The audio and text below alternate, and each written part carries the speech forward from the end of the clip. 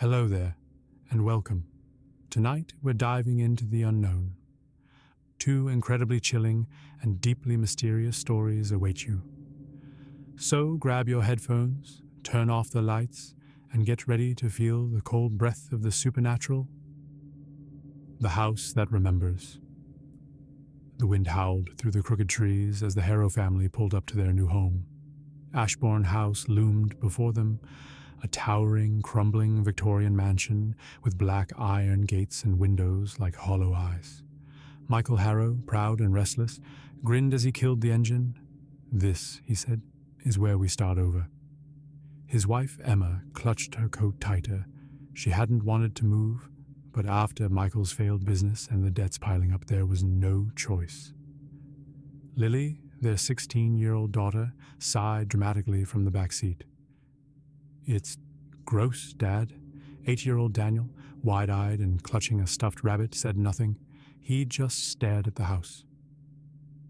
The front door groaned open on its own when they approached. Michael chuckled nervously. "Old house charm," he muttered. Inside, the air was thick and cold, carrying the heavy scent of dust and something older. The floors creaked underfoot, whispering secrets. The house seemed to breathe around them.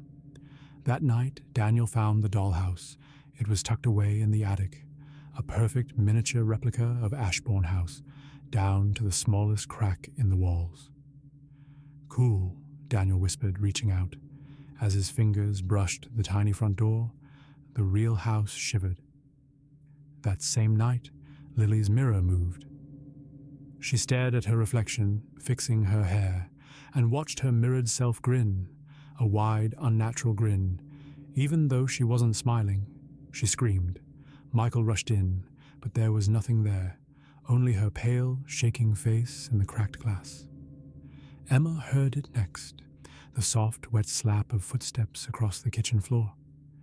When she flicked on the lights, she found bloody footprints leading straight to the basement door. She locked it, or thought she did. At 3:13 a.m., the door creaked open. The next morning, they found the first scene. In the living room, the faded walls played out a silent murder, a man in old clothes bludgeoning a woman with a fireplace poker, over and over. There was no sound, only the horrific pantomime of violence. The Harrows huddled together, watching in frozen horror until the figures faded like smoke. Michael called the real estate agent, Mr. Colby. He didn't answer. The phone only hissed with static. They tried to leave. They packed in under an hour, shoving clothes into bags, grabbing Daniel and Lily by their arms. But when they opened the front door, there was only another hallway.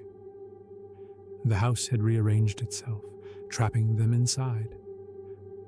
Mr. Colby appeared that evening, not outside, but inside, standing in the hallway like he'd always been there. His smile was too wide. His eyes were wrong. "You understand now," he said softly. "Ashbourne isn't haunted." He leaned closer, his voice a rattling whisper. "It's alive." "Built by a madman," Colby explained, "a cultist who believed that if you captured death within walls, the house itself could feed and grow. Ashbourne needed fresh memories, and the Harrows were next. The house began to stage the scenes. It pushed at them. It whispered in their ears. It showed them the worst of themselves. Emma found herself gripping a butcher knife. No idea how it got in her hand. Michael dreamed of pushing Emma down the stairs, dreams that felt good. Lily locked herself in a room, screaming that her parents wanted to kill her. Only Daniel seemed untouched, or so they thought. In the attic, Daniel played with the dollhouse. Each time he moved a tiny figure inside, someone in the real house moved too. The house wasn't just feeding on them, it was teaching Daniel how to arrange the next deaths. Michael snapped first. Emma dodged the poker he swung at her, the same weapon she'd seen in the living room vision. Daniel, sobbing, grabbed the dollhouse. He set it on fire. The flames licked the tiny wooden walls, and downstairs, the real Ashbourne house screamed. Walls cracked, windows exploded outward, Dark, oily blood poured from the ceiling. The harrows ran. They sprinted through hallways that twisted and buckled, dodging falling beams and grasping hands reaching from the walls. At the front door, a door that shouldn't have been there, Michael threw his shoulder against it. It gave way. They stumbled out into the night as Ashbourne House burned, its screams carrying on the wind. 6 months later, they drove through a quiet town, trying to forget. Daniel stared out the window, silent. In the back seat, the charred remains of the dollhouse sat unnoticed. Its tiny windows glowed faintly red. And far ahead, rows of brand-new Victorian houses stretched toward the horizon, identical and waiting. Ashbourne's memory was only just beginning. That was a truly eerie and mysterious tale. Now, let's move on to the next one. Harvest of the Hollow. The fields whispered in the wind, dry stalks bending as if bowing to some unseen force. It was October in Black Hollow. The leaves had long since turned brittle and red, scattered like dried blood across the roads.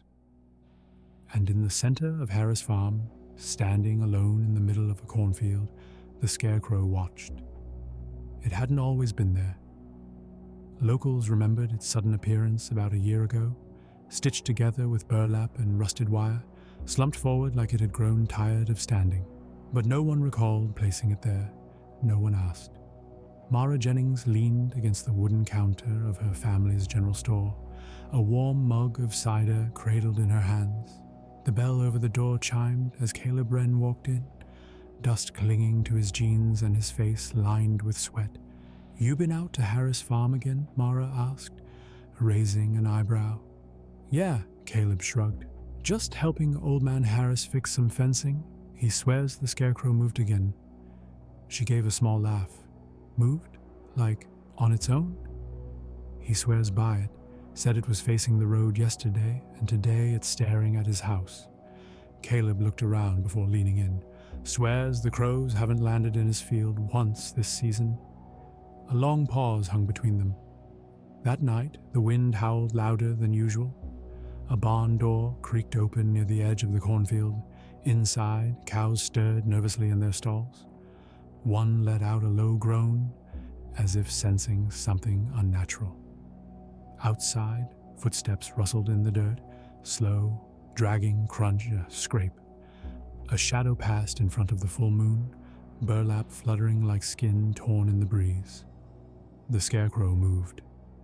The next morning, Mara's mother found the body of Tom Wicker, the town's reclusive librarian, hanging upside down from the silo. His skin was pale, eyes wide open, and mouth stuffed with dried corn husks. Pinned to his chest with a rusty nail, an old paper, yellowed and brittle, torn from a century-old land deed. Sheriff Alcott didn't know what to make of it.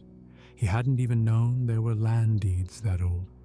"Looks like it's signed by Lawrence Black," he muttered, brushing dirt from the corner. The name rang familiar. Lawrence Black, founding father.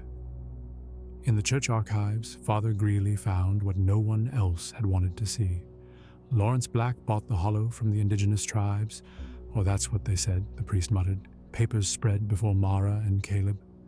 "What do you mean?" Mara asked. "He didn't buy it, he took it. Burned their homes, killed them, said they were cursed. In the winter of 1823, he had one of the tribe's elders, some say a seer, tied to a cross in the middle of his field." The priest swallowed, stuffed her with straw, called it an offering. A silence fell. Then Caleb whispered, "That's not just a scarecrow out there." The next night, the cornfield was quiet. Too quiet. No wind, no crickets, just the hollow sound of breathing through stitched burlap. The scarecrow stood beside Caleb's pickup truck when he returned from Mara's. He didn't see it at first, until he caught its silhouette in his headlights. He blinked. Gone. He slammed the door, locked it, but straw pressed up against the glass, and 2 dark, empty holes stared in, unblinking. 3 more were found in the following days. Sheriff Alcott, gutted and filled with corn. Father Greeley, hung by rosary beads from the church bell. and Old Man Harris, his mouth sewn shut with rusted fence wire. Each had a deed pinned to them. Each bore the mark of the founding families. Mara pieced it together too late. Her grandfather was a black. She found the old records tucked in a box beneath floorboards, names scratched into history with ink and blood. They buried the truth, she said to herself, the wind screaming outside. But she remembers. Halloween night. Mara stood in the field alone, candlelight flickering beside the scarecrow's post. She dug up the earth with her own hands, uncovered the bones, wrapped in shreds of ceremonial cloth and bound with colonial chains. "I'm sorry," she whispered. "They lied. They burned your name. But I see you now." A low wind rose, pulling at her jacket. The scarecrow turned, one slow nod, then it crumbled, straw flying loose into the wind, as if released from something far deeper than death. In the years that followed, the harvests were richer, the town quieter, the scarecrow never returned. But on cold October nights, the wind still carries whispers through the hollow. A voice woven in straw, asking softly, "Do you remember me now?" Thank you for listening and surviving tonight's tale. If your heart's still beating, consider subscribing to Folder 404. Here, every story is darker than the last, and none of them come without a price. New horror drops regularly, and trust me, you don't want to miss what's coming next. I hope you enjoyed the chill, and maybe even found a bit of rest until we meet again, somewhere in the shadows.